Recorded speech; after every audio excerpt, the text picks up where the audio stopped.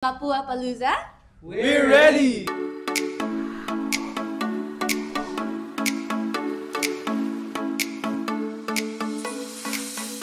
Let's give it up for Muni Muni! So, guys, we have a few questions for you tonight, and I hope that we enjoy each question and we learn from it as well. So, for the first question, what is your favorite part about being able to perform at the Mapua Palooza, and what can the Mapuans expect from your set tonight? Always great na, I think, pangalawa na natin dito, no? Sa Mapua. So, it's great to be back. Tapos, exciting din. Pagdating namin kanina, nakita namin yung mga students having fun dun sa may field. And so, gusto lang namin sila ma-meet na.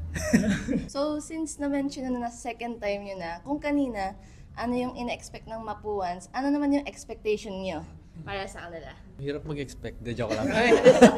Wala namang pressure, guys. Gaba kung anong gusto nyo ma-feel, go lang. Basta lahat, masaya na. Yeah. Yes. Many Mapuans aspire to become musicians. What's one piece of advice you would give to aspiring musicians? Practice. Yeah, Practice. practice Yes. tayo, no? Sabi ko rin yan sa sarili ko. Hindi naman matatapos yung practice. Chinachat niya din kami everyday na mag-practice. Uy, hindi! De, joke lang. Lies. Joke lang. Love what you do. Yeah. Yeah, love what you do. So, yung next question namin is, out of all your songs, which one is your personal favorite and why? Marilag pa din. Number 1. Why? Oh, why? Ganda eh. Marilag din. Yun yung sagot ko eh. Maganda talaga eh. Sabayin natin para iba naman.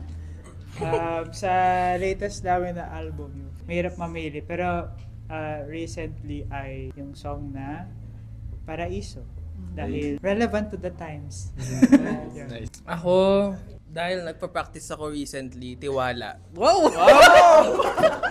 Kasi parang, wow, pag pina-practice mo kasi yung song, parang nare-relieve mo yung moment kung kailan mo siya sinulat. Para nare-remind ka lang bakit mo siya nasulat.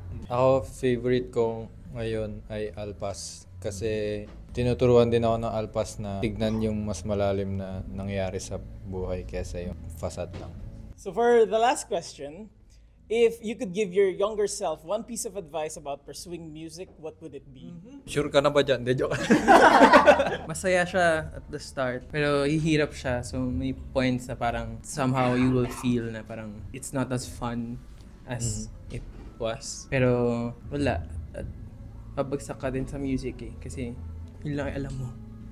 Charot. Hindi, pero somehow you will find na as a person, parang mas nagiging totoo ka sa sarili mo when you do it. Huwag mo kalimutan mag-enjoy kahit matagal ka na sa music. Practice ka pa para hindi ka piyok ng piyok. Marami ka pang iba't ibang topics na makakapagsulat ng kanta. Kaya naman pala. Practice lang. Yeah. Kamaya. So, that's it. You heard it from Muni Muni. And we hope you guys enjoy your set list. And sana mag-enjoy lahat ng Mapuans. Yes. Thank you guys. Thank you. Thank you.